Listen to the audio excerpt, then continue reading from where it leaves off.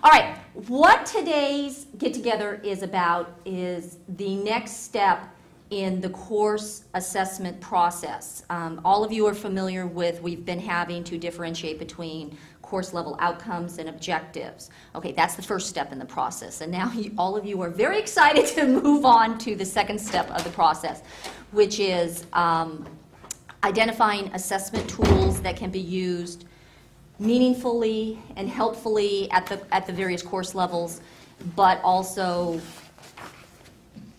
are commonsensical in all of this. And so that's where we're going to talk. And here again, as you can see with what we're trying to do here, we're trying to make this as interactive and provide as much guidance and support as we can at this stage. So you need to ask questions and think about how this is going to work and all of this with your areas. Okie doke?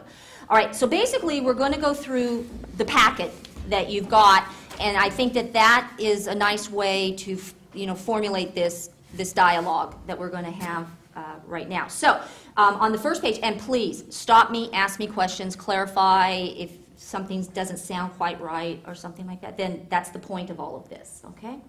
So at the very top of the first page, you can see that we give you some broad overviews of what assessment is. The two salient points in that opening section is the difference between quantitative and qualitative data. With course level assessment, we're really going for quantitative data. That is a direct assessment. It gives you something to hang on to. And not just somebody's opinion that the students are learning, but we actually have some solid information that students are actually learning what we say they are learning, that being your SLO. Now, we do have qualitative data, and that is always very helpful and insightful and can be help with your dialogue as you discuss all of this. But in and of itself, that is not enough for course and instructional assessment. Okay, so you got to keep both of those in mind. Now, the next section is the overview of this whole process. And you can go ahead and read through this, but a couple of main points that I want to drive home is that you really shouldn't be trying to bite off more than you can chew at one time. And so when you're talking about course level assessment of your SLOs, you're not trying to assess every SLO all the time, every time, and this. Does that make sense? You need to start with one, maybe two. Give that a try for a semester, for a year, and get the feedback and all that. Then start to move on. And this is all the faculty's professional decision-making process in all of this. How you're going to do this, how you're going to approach this, and all that. We are going to rely on your professional judgment in all of this. But there are certain parameters. And we're going to, I believe the college is going to link this to the course review process. So every 6 years you have to look at your course outlines. So on that 6-year loop, you're going to have to make sure that you have a complete assessment plan and that you've looked at all of the outcomes and what does this say to you, and you put a plan in place to sort of adjust, what are you doing well, what are you, what needs to be tweaked a little bit and all of that. Now, more immediate though is that you're also going to need to know about program reviews, and our courses link to our programs. And so we are probably going to need to gear up immediately to do some work on some classes this fall. Okay? So you need to start to be thinking how you can assess across all your sections in a course or two this fall and see how that goes. And then we can move and develop on that, because I just heard at the last curriculum committee meeting that program reviews are going to be, everybody's going to have to do program review this fall and next year. And they're going to be on more like a 3-year loop, is my understanding, what program review is going to be on. But we need to gear up and get everything in place and get everything working. It would be staggered, like a third of the college? Probably. I have no information about that, but that would seem prudent. but I have no information about how all of that's going to play out at this time. Okay, but just so you know, we're doing cycles, and so the more we can make this assessment just as standard operating procedure as part of what we do in our departments and our classes and our programs and our disciplines, the more this just becomes how we work and do all of this. And that seems to be the most unobtrusive way to incorporate this into our culture, our educational culture here. So that's what we were talking about the overview of the process, is that you have your SLOs, you need to identify an assessment tool, establish some criteria, and then you're going to have to look at what the results say and then put a plan into place on how you might need to adjust or modify and stuff. But there needs to be some discussion and dialogue going on. So that's a quick overview of the process. Now, on page 2, there were some questions at other colleges that came up with their faculty, so they seem to be common questions, so I wanted to address them right up front. And one is the concept of unique versus same assessment. How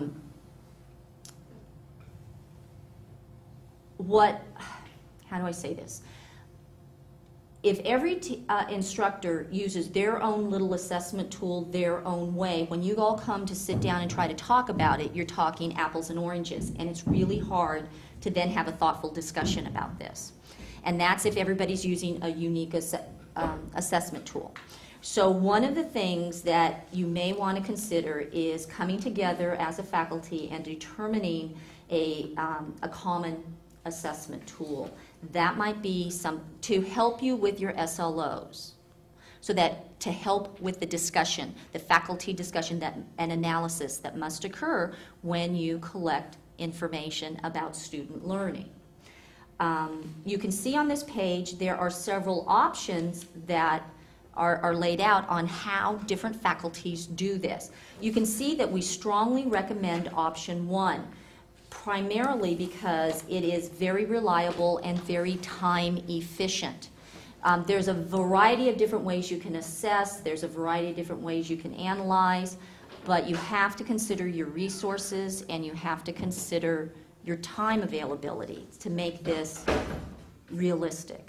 So that first option is where everybody's agreed on their criteria and their standards, and then you summarize your data, you put it all together, so then you can talk apples to apples when you're talking about a particular course.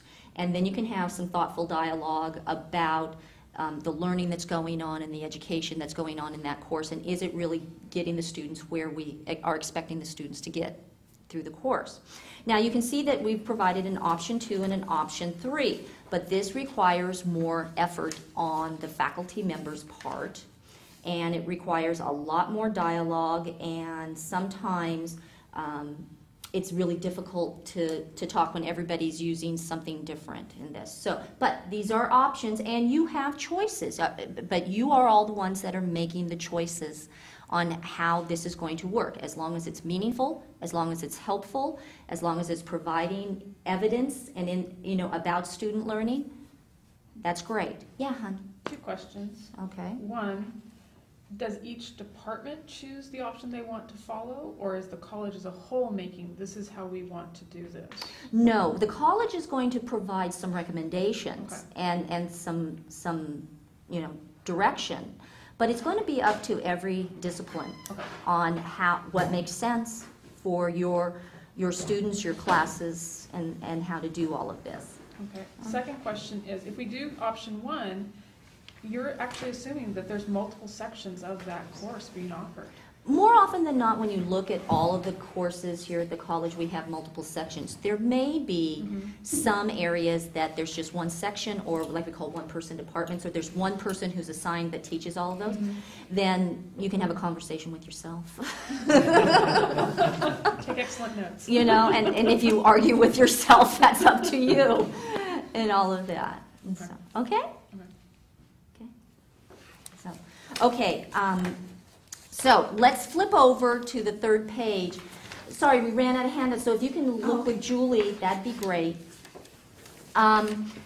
Students and grades. Apparently one of the other big questions at a lot of other colleges was, why can't we just use grades as opposed to this assessment of student learning outcomes?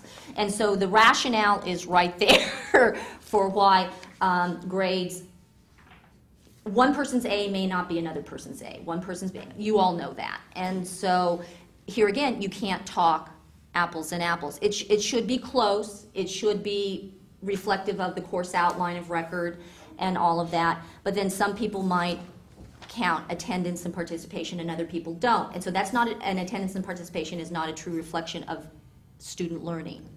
Okay?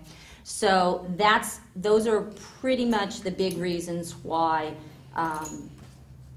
we don't want to use grades or data from grades. Data from grades can help you with like retention and persistence and all of that, but that's called achievement data. That is not actually looking if the student has actually learned what we said they're going to learn or not. So there's a little bit of difference between those two. Here again, the achievement data is informative for you as a department to talk about, but in and of itself, it is not enough to be cited as evidence that the student learning outcomes have been met.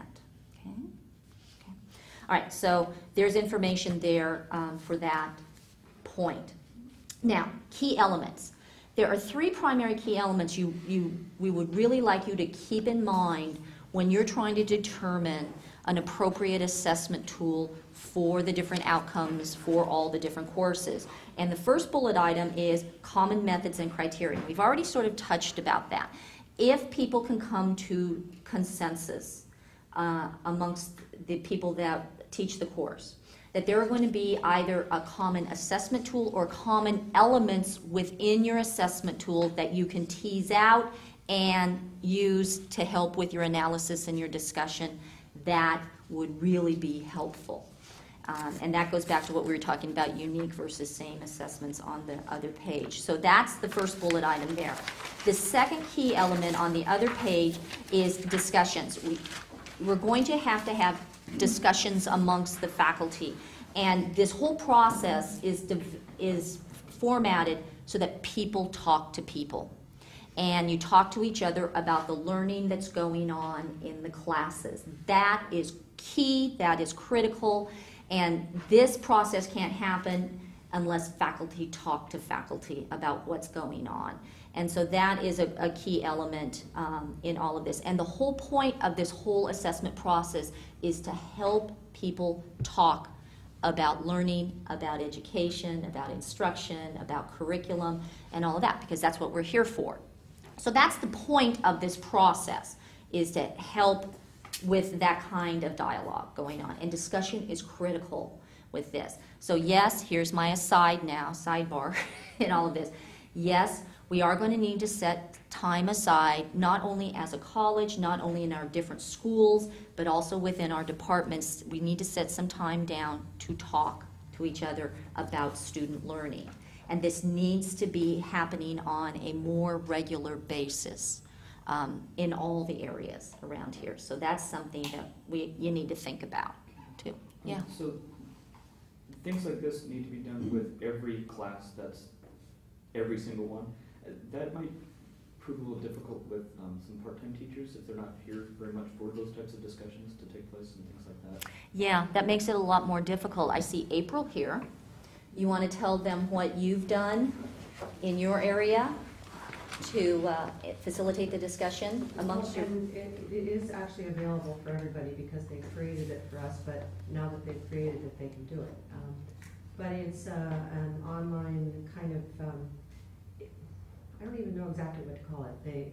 Faculty... It's like a share forum? Yeah, it's like a share forum where we have multiple ways that we can communicate with each other, you know, through blogs and posting pages and a calendar and all kinds of very cool things, but you give the people their own login so that just the people in your department can have it. So even the part-timers have the same access to the information as the full-timers. Do you get a lot of feedback from the part-time instructors? We just got started with okay. it, but you know, we're very excited about it because it has been, you know, it has a lot of potential for communication, and we did, in terms of trying to do the SLOs, because it turns out we have, I don't know, 65 classes that we have to do SLOs for. Not very much. But, that, you know, it was, we're able to put the list in there and see who exactly is working on it and where they are, and it's cool. So for instance, we could put up an assessment, you know, Julie and I are gonna work on an assessment, we can put it up there and then also have like a blog kind of attached to it, or a discussion forum. So we could start it out with, here it is, and this is our thought behind it, and this is what we're gonna do this semester. Who else wants to get behind it? And anybody who did, then they could continue to discuss that, and we can discuss that all semester at that forum, as well as, you know, live in person or whatever. But I have, That's the theory. yes, I have to tell you though, the tricky part so far is actually getting the part-timers, all of the part-timers on the training they need to be able to get in there. You know, that's been a little bit tricky, but I'm working on it. You know. So besides, you know, using the technology to help with the dialogue, you know, here again, your point is well taken, is that's one way we can do this. Another way is, you know, having regularly scheduled department meetings, and if the part-timers can't come to that, you know, we might have to have flex days on this stuff, you know, so that to give people time to sit in dialogue.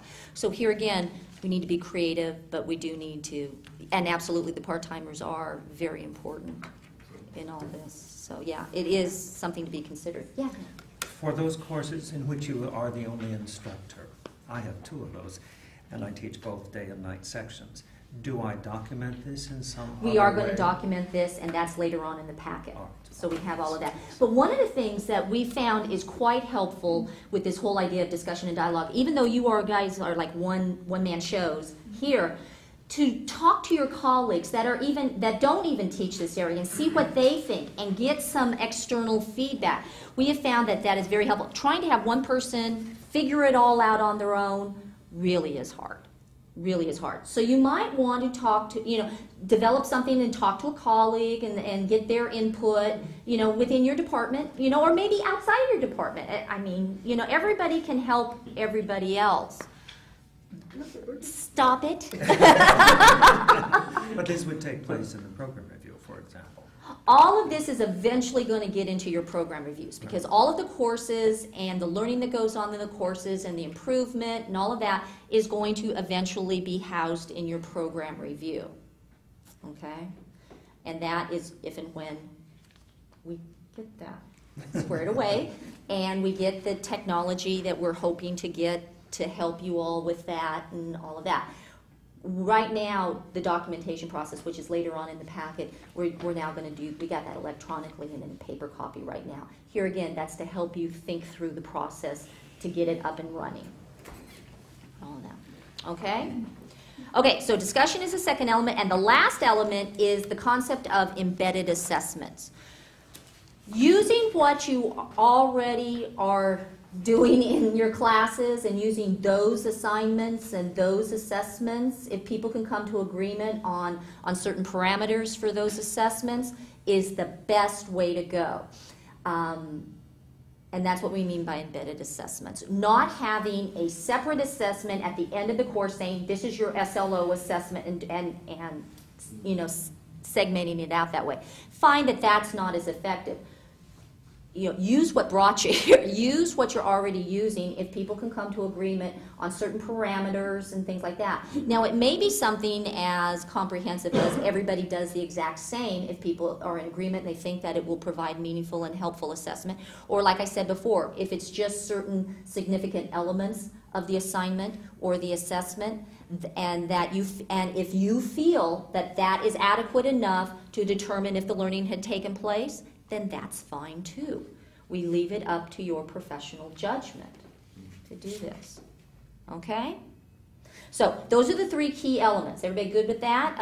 Okay? All right, next page. Now, I need some of your feedback for this little diagram, because this is me trying to tell you it's not that bad. Okay? And you look at this and you go, yes it is, Kim, yes it is. But I want to show you what you already are doing. And if you start and you look at the little box at the bottom, not the one that says syllabus, but the one right above, this one right here, You are already doing this, all of this right now, because this is your course review. This is the kind of thinking that you do when you are upgrading your outlines, making a new outline, doing a course review, and all of this. Does that make sense to everybody? You can see those are all the salient pages, the major pages of the course outline, and how they all interrelate, because this is an integrated course outline, right? And this is the kind of work you do. Now you can see we got shooting out down at the bottom, we have the syllabus, because this information in some way, shape, or form should be on the syllabi that you distribute to your students, so they understand what the course is about and what the parameters are and all of this. One of the new things that the college is suggesting is that the SLOs, you can see the white box right there, the SLOs that are on your course outline, which we are all doing now on our worksheets, right? Making sure that they are on your syllabi so that the students know what the expected outcomes of this course are. And that's a quick way, you can do the old copy and paste, and put it on there right now. And it's recommended that this go on all the syllabi as soon as possible. But not necessarily the objectives, just the outcomes. Just the outcomes, but I know some people want to put it all on there, and they feel that that's important. I have both on my syllabus and stuff, and it's not that. So, here again, it's to inform the students. That's the point of it. But at least the outcomes would be great to do that. Then you can see over on the margin, the left margin, that this is where we do routine course review, right? Like this, right? Does that make sense to everybody? Okay, that's what we know. Now, all we need to do for this assessment of student learning outcomes, you see the white box, which is just that one little box on that one little page on the outline. All of that is going to go up, and those have to be formally assessed to prove that the students are learning what we say they are learning.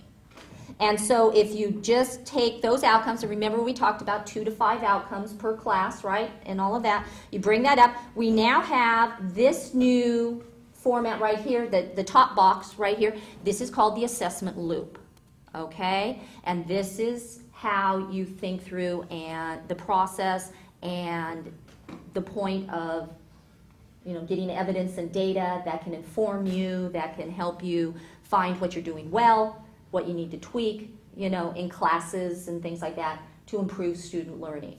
So it is a 5-step process, and you're going to see this later in the assessment plan, because the assessment plan goes along with this. So basically what this whole concept of assessing student learning outcomes at the course level is taking this one little part of your course outline, going up and doing formal assessment on it. You already do this because you have to give the kids the grades, right? You are doing this assessment. But now we're going to have to formalize that part of it a little bit more so that we have it documented and that people can discuss it and all of this. That's what this all is about. That's it. Okay, does that make sense? Okay. And then you can see that all of this assessment student learning outcome information, that's going to go into your program review. It links to your program review. You'll see when they have the new program review documents out that this is all going to look very familiar for everybody. And so that's where program review, and then all of your course SLOs should inform you about what your part of your program SLOs are going to be, because we need, for the instructional side of the house, we have to assess at the course level and we have to assess at the program level, because that's what the college is the instructional side of the house, right? And so we have to do, our colleagues in the service area, they just have to assess at the program level. They don't have to assess at their individual unit level. We have to assess at the course level. We have to assess at the program level. Okay, is that all right? I'm getting off track a little bit. So, but today we're talking course. Okay? All right. In a diverse program like social sciences,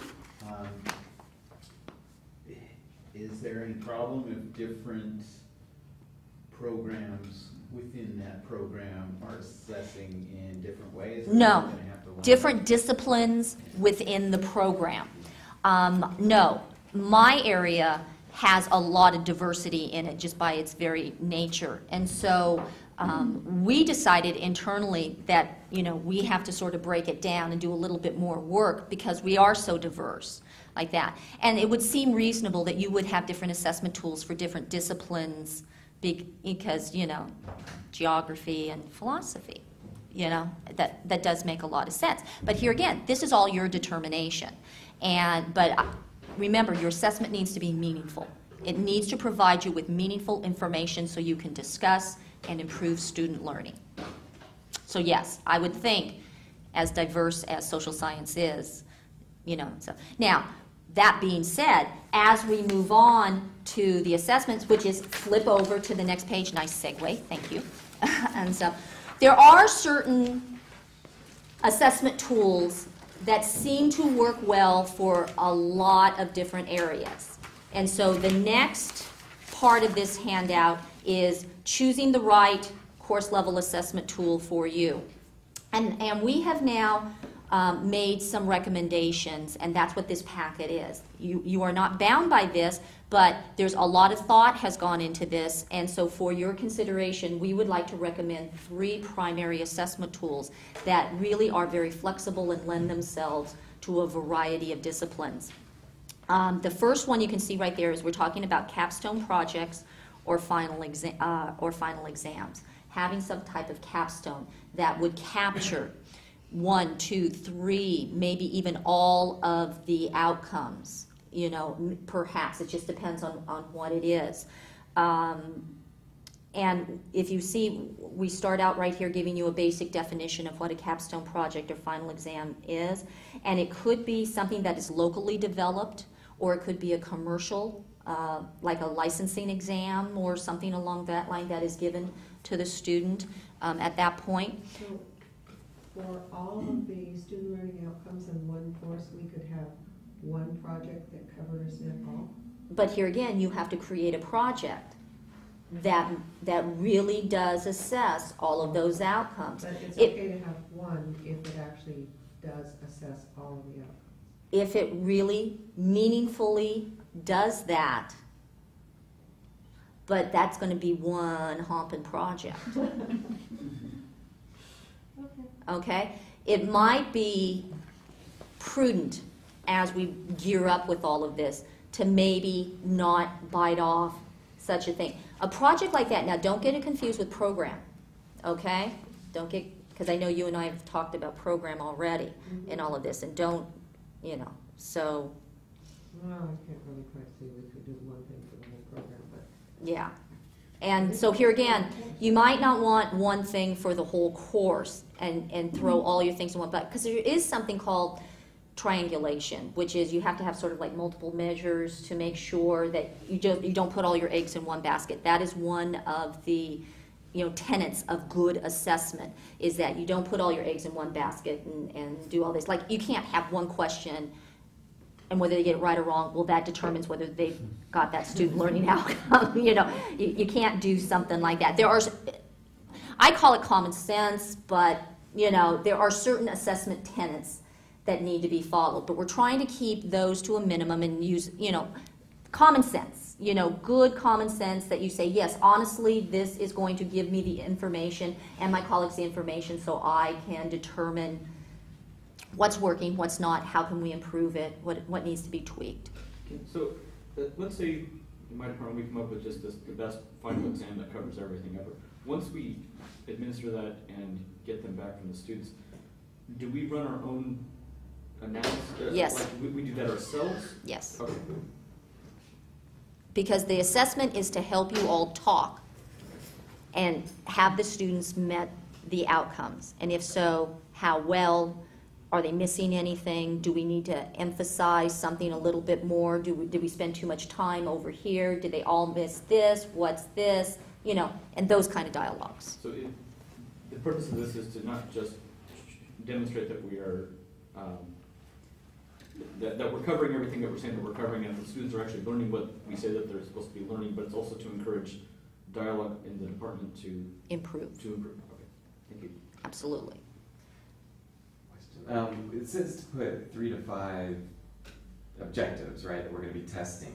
But I'm kind of confused. I mean, is that kind of just 3 to 5, I don't know, maybe in philosophy or in geography, you know, theories? Because we may have covered, you know, a dozen theories and, you know. Where are you looking at right now? The previous page, when it says that one box, the first box, right here. Yeah. In the assessment? 2 to 5. 2 to 5. Required. Every What- course is, What are we testing on? That's what, You're because out of test- all the stuff in a semester, we just pick.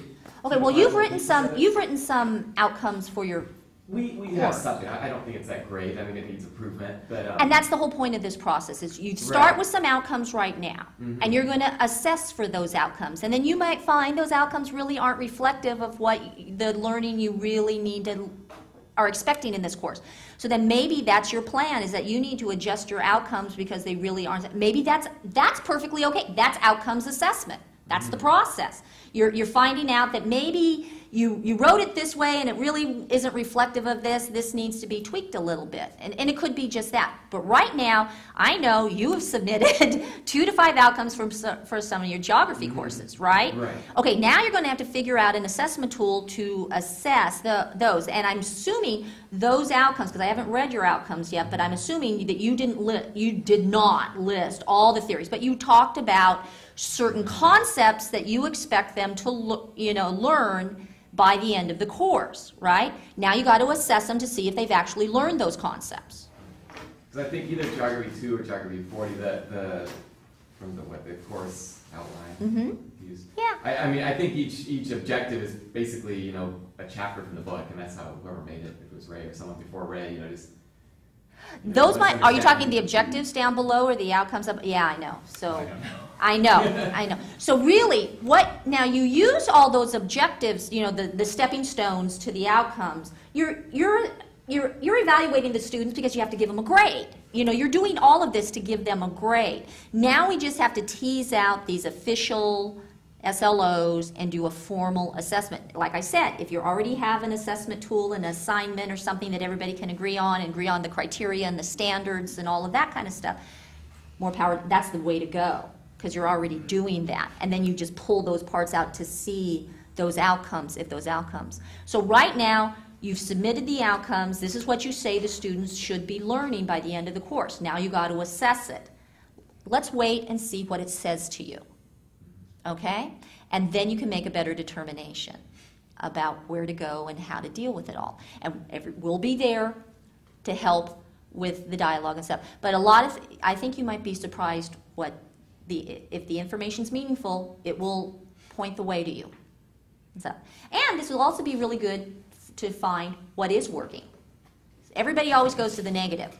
This whole process and these assessment tools are to show you what's working well. What do we do exceedingly well? And then maybe there's a few little things that need to be tweaked that we are reasonable that we can tweak to even enhance the student learning even that much more. So one of the things you have to look at is when we say the term key findings, what are the key findings from all of this assessment? We're looking at both sides, so you get a balanced perspective on what's going on in all of this. Okay? All right. Yeah. Well, maybe I was thinking a little too far ahead here. I bet you are, April. But I was thinking in terms of looking at what the students have done, do we have to take all of the students, or can we take a sampling of the students? That's your choice. Okay, all right. When we get to the documentation, it's all in there right now. But yeah, here again, that's your choice. Now, you know what? I was doing one of these last week, and somebody says, well, what if we only pick the students that got A grades? And I said, now, why would somebody do that? It never dawned on me that somebody would actually, that's not a meaningful... That's not a meaningful assessment. Does that make sense? You keep hearing me say certain terms over and over and over again. So along with all the choices that faculty have for all of it, there is some responsibility that goes along with this. And so, well, so yeah. But yes, a sampling is perfectly acceptable as long as it's a reasonable sampling and stuff, because that's the whole point of a lot of this. So yeah, that's fine. You may choose to do all. You may choose to do every student that enrolled in the course. You may want to use the phrase, here we go, students that successfully completed your course, because then they would give you an idea of the students that successfully completed it. What do they still need? And that might be good too. So, stuff to think about. But let's back up a little bit and talk more about the actual assessment tools. We're still on Capstone's project and final exam. You will see that we have variations. There's a section right here on variations, and we're talking about maybe you don't want to do the exact same project or the exact same final, but if you embed enough components in it so that you feel that you can tease out those components to have the kind of analysis and dialogue that you're looking at, that's perfectly acceptable. That's a variation on this. One of the things we saw in here is a test bank. You know, if you're going to be doing an exam, the department might come up with a test bank of questions, and you say that these are acceptable final test questions that you can use, and pick 5 of these to put in your, because we all know that these will be assessing this outcome or that outcome or something like that. So you can do variations on the theme, you know, as long as you believe that it will be helpful and you're not just doing it just to do it, you know, and all of that. And then we've listed pros and cons for doing this kind of assessment approach and all this, just so that you're informed about this. This might be helpful for maybe, you know, 1, 2, or 3 of the outcomes for the course, perhaps. And so, but that's something you need to consider. Okay, so capstones, that's one thing. Alrighty? All right, second suggestion is rubrics, the infamous rubrics. Okay? These are very flexible. Here again, these are direct assessment tools. That gives you your quantitative data that we were talking about before. Now, rubrics are great in that they can be used for darn near anything. It can be a physical skill. It can be if you're evaluating a portfolio, if they're evaluating a speech, a written essay, so that everybody is looking at it the same way. And that's one of the tenets of the assessment of student learning outcome, is that if you're going to use this, everybody needs to be looking at it pretty much the same way, so you can talk apples to apples when you get all the information back for all of this. So you have some general information about the fabulous rubrics, and then there are variations. And these are variations that are acceptable. They may not work for you, but these variations, you can pick one instructor, and they choose one assignment, and you go with that as an indication. This goes back to your one-person departments, you know, and all of this. And then that instructor analyzes the information for a number or a percentage, you know, or something along those lines. And then you present that information to your department for that, and then the department can discuss the overall results, if need be. One of the things that I want to remind people about is videotapes are really great. You know, it's not just something tangible or in the moment. You can use a rubric to evaluate a performance on a videotape or something along those lines too. So we can use technology a little bit there. And here again, we got pros and cons for your consideration to make sure that if you do this, that this is something that will really help you out with all of this. I'm suspecting that, I'm finding as I'm going around talking to a lot of faculty has a lot of this information in their head on how you look at student work. We just now need to write it down, and so that we have some evidence and get it out of your head and onto an Excel spreadsheet or something like that, and then we'll just be, and that's part of this process. And so if you decide to go with rubrics, I'm telling you, the initial gearing up and creating a rubric will take a little time, but then once you have it, you have it. It's the same for most of these, so that's the kicker there, and I'm not unaware of that.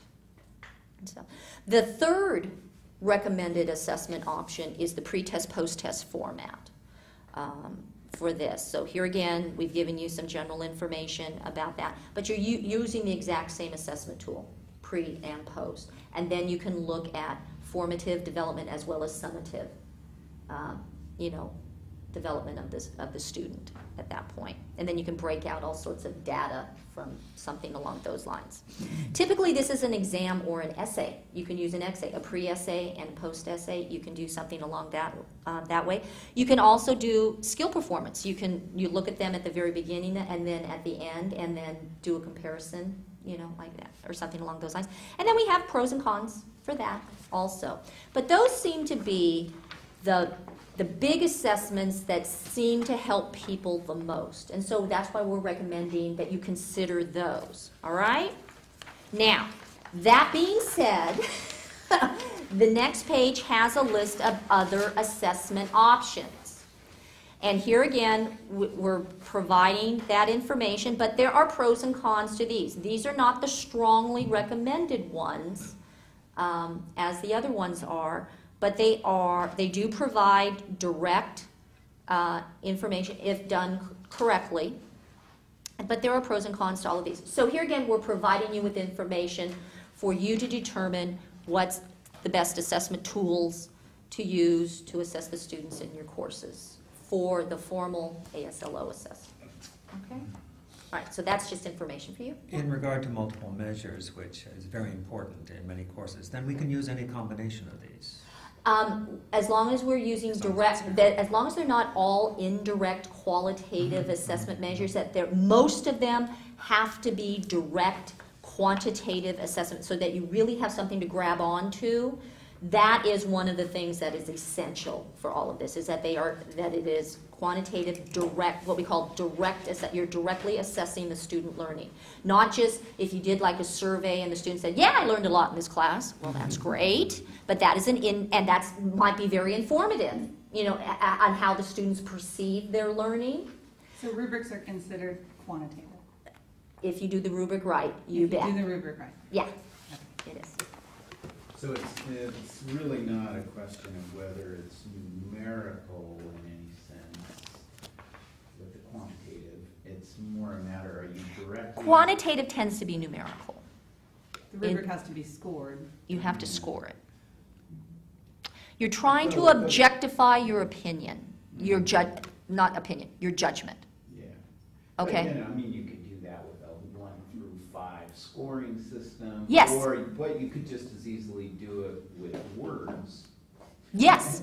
Excellent. So it's not so much the quantitative; it's that you're directly assessing. But you have something rather than tangible. What they think about their learning. Well, that 1 through 5 has to be qualified, right? It's like you Yes. can't just say excellent, you have to say exactly what Right. excellent is, what poor is. Mm-hmm. wherein And is- I've got a little bit more on that in here so that you can start to wrap your mind around all of this. Yeah, but you're right. You're right. Okay, so we're good with that page? All right, next. We gave you a little over a page on a little bit more detailed information about capstones. Just so that we can drill down a little bit more to see if this is really might be helpful for you. And so I found one little short paragraph on essays and exams, capstones, essays and exams. Now, primarily, here again, the two options are you share the same final, the exact same final, or you share the same questions on a final. And you have to determine what the questions are and how many, so that we do this, making sure you're not doing one question for, and all of it. It's got to be common sense. It's got to, align with good assessment tenets in all of this. But it could be one or the other. Now, your essay assessment, you have to agree upon your scoring system. And I put down rubric, and all of that. So then it becomes a bit more objective and a direct measure so that everybody is saying the same thing along those lines. But that's usually how you do a capstone exam or essay in this one. Then you might want to do a capstone project. Okay, so I got a little bit more information on a project because that's not as common. So I thought I'd share this with you. There are different ways to do capstone projects. You can do individual projects. Here again, you would probably use a scoring rubric to go through how you analyze the end result, the summative project on all of that, and that's typically necessary so that you have consistency in, as you go from section to section. That's the whole point of a rubric, is to make sure you have consistency in how you're looking at things. Then you can also do collaborative projects, but these are, it's an option. It's a lot more time consuming, requires a little bit more management and coordination on the instructor's part, honestly, to do all of this. But there's a lot of great learning that can go on with this, but you have to make sure you're grading them do you grade them as a whole? Do you grade them as individuals within the group? And all of that. And there's a lot of determination. But these are options for a capstone project for you to consider. So you can make some very creative assessment tools as long as you have the consistent evaluation criteria in all of this. All right. Just to give you a little something to think about. Okay? All right. Then The next page is a little information sheet on scoring rubrics, okay, since you were all already asking about that.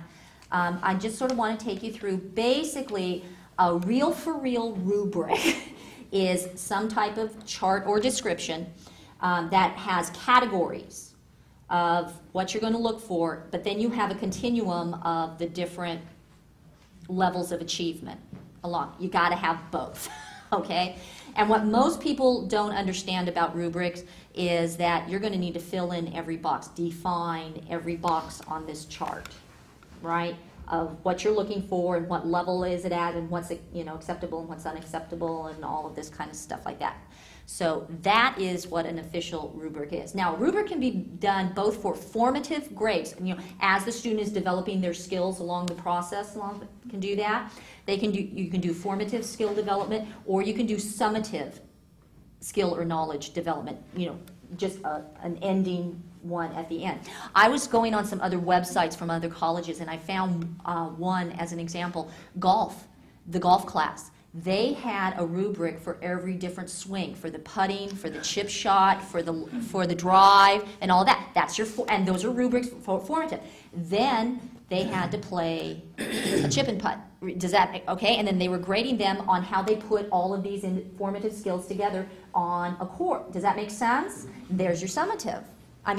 With all of this, so it can be formative. You can use rubrics as formative or as a summative. Putting it all together.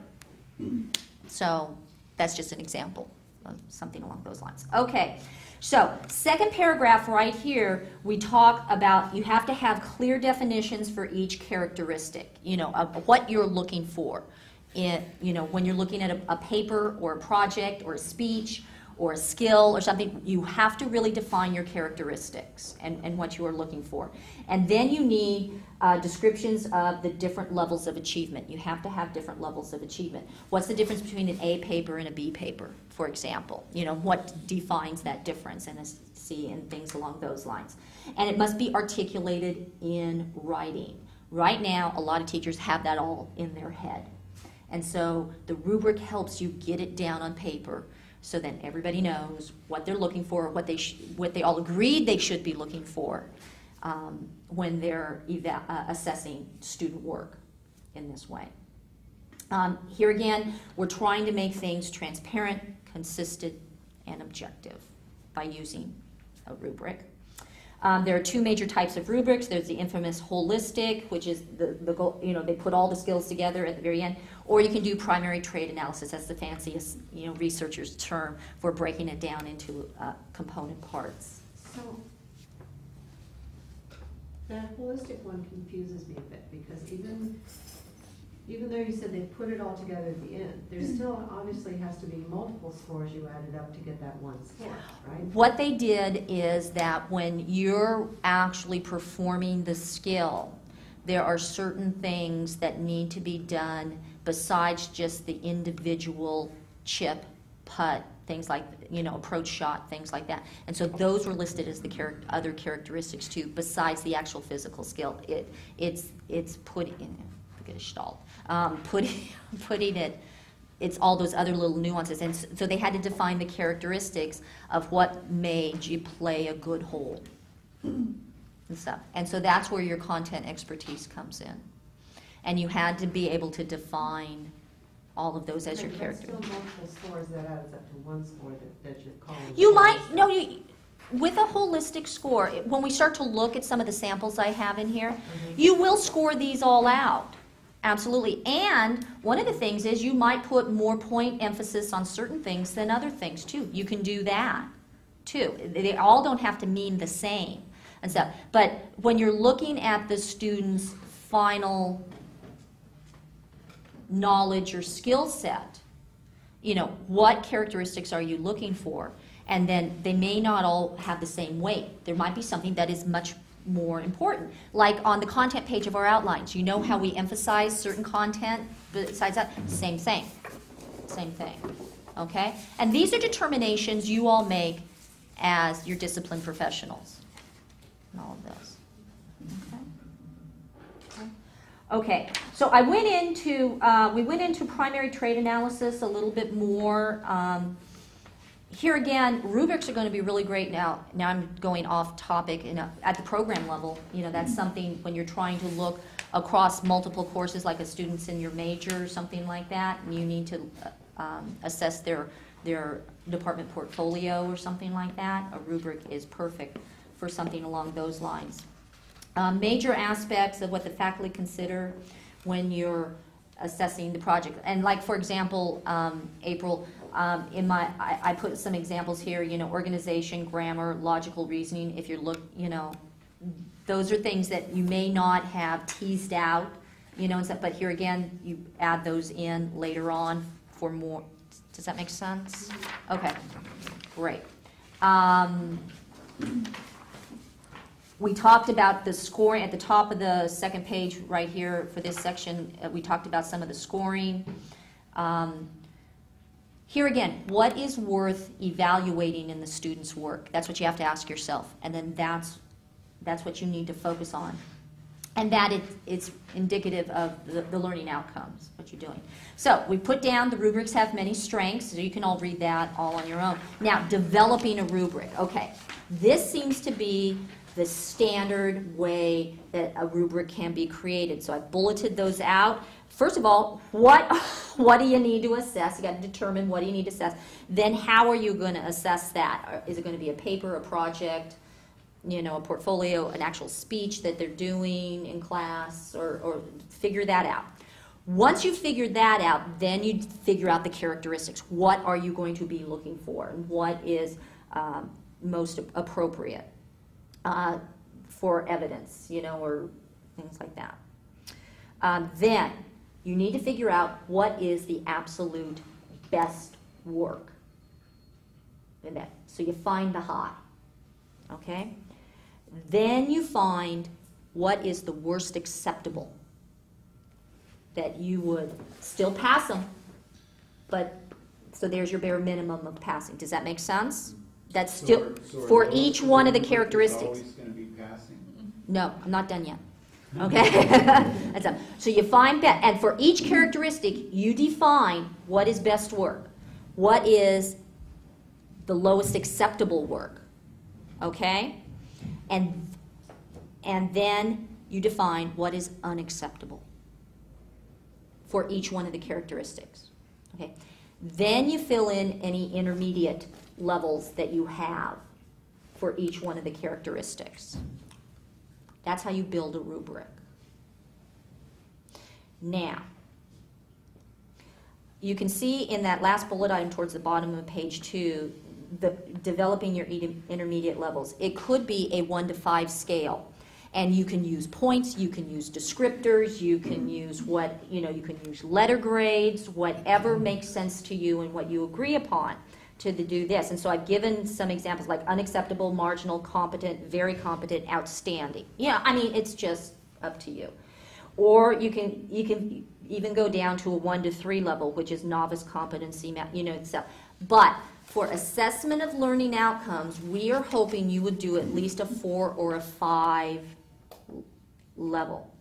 We're hoping you would consider doing 4 levels of achievement or 5 levels of achievement to tease out, to really differentiate that. That tends to be the better assessment tool to provide you with the kind of evidence you need to make thoughtful assessments.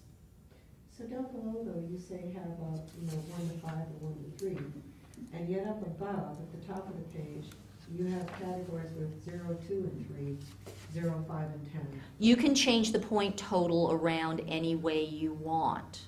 So don't conflict the levels of, don't confuse the how many levels of achievement you're going to use in your grading rubric versus the point totals that you are. Well, I know, but it says on here a scale that runs from 1 to 5, and I get the impression from up in the top that we should be starting at 0. Are we starting at 0 or are we starting at 1? The top of what? This page? What page?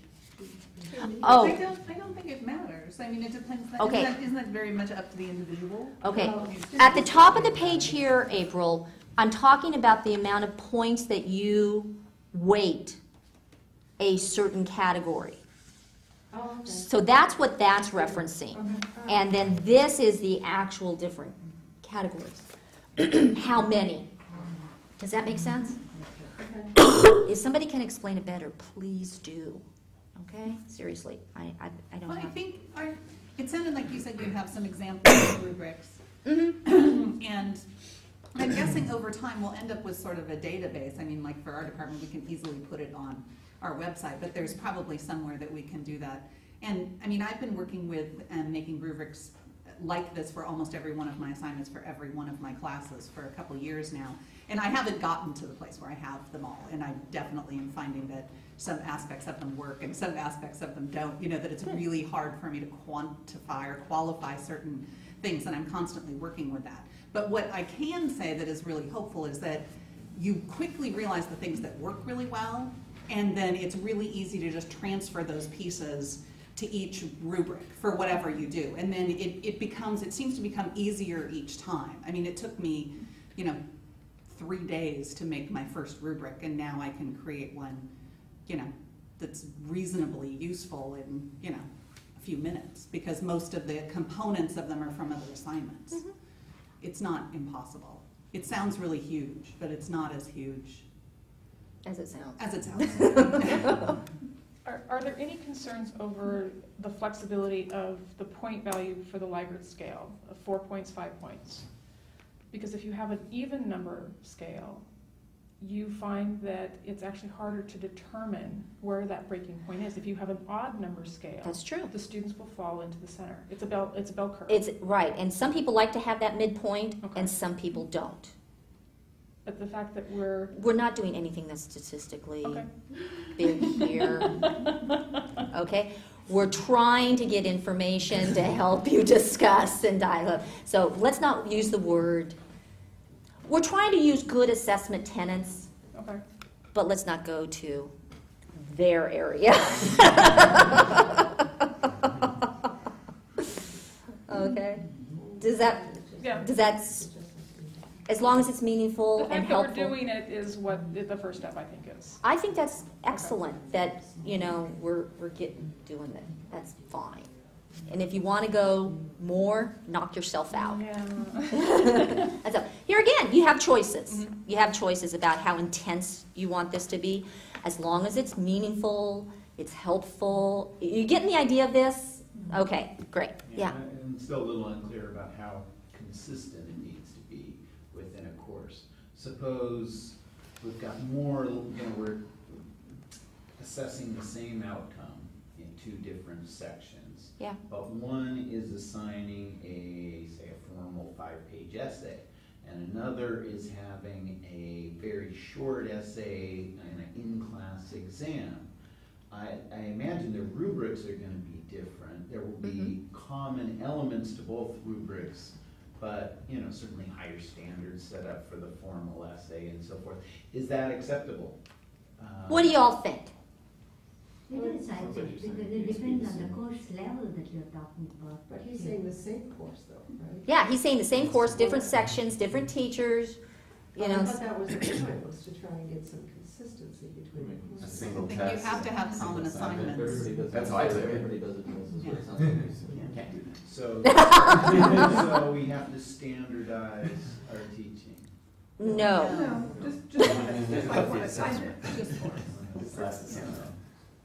Okay, that's one of the elephants that always comes up in all of this. And it's a very valid question, because it is a concern for a lot of faculty. One of the things that you're going to need to do for assessment of student learning outcomes is have common assessment standards and tools so that you can dialogue about this. So then in your scenario, these faculty, yes, doing a 1-page paper versus doing a 5-page paper, there is going to be that significant difference. You know that. And so there needs to come to some consensus about weight and standards and what it will all come about. I would not consider that standardizing your teaching. You still have your academic freedom to instruct the way you want to instruct, but we are bound by the course outline of record, which is there is certain content that must be covered.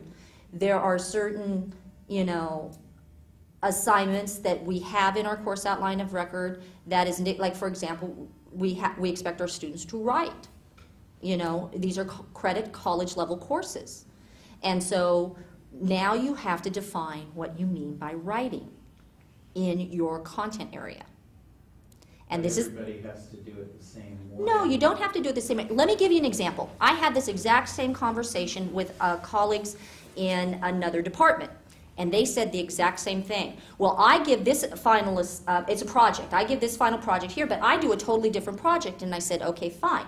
Now, teacher number A, I said, what do you look at when you look to grade that final project? And she started rattling off, all these things that she looks at. Teacher B, what do you look at? The exact same thing. Well, not the exact same thing, but they had enough in common that they could, even though they were doing different assignments, they were looking at it for the same learning that it's reflective of.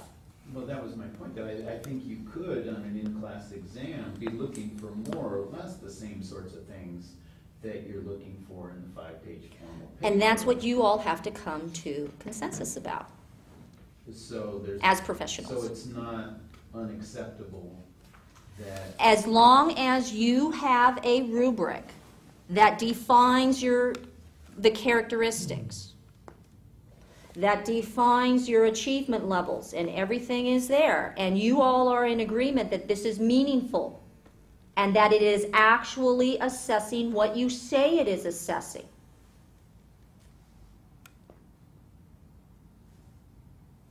So the short paper and the long paper, they have some commonality between them.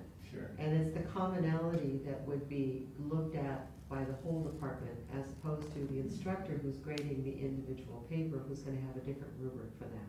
Yeah, I mean, it might be very similar rubrics. The standards for a take-home paper are going to be higher, but you're looking for the same sorts of things.